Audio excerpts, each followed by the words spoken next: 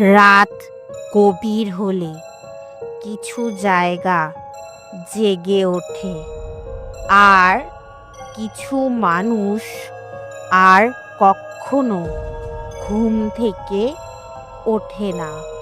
শহরের বাইরে একটা পুরনো রেস্ট হাউস, যেখানে ঢুকে যারা আশ্রয় নিয়েছিল তারা কেউ জানতো না এই বাড়িতে গল্প বলা মানে নিজের মৃত্যুর গল্প বলা।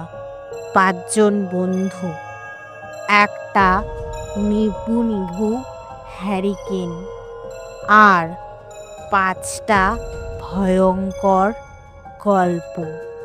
শুনতেই হবে, কারণ ভয় পাওয়া জরুরি।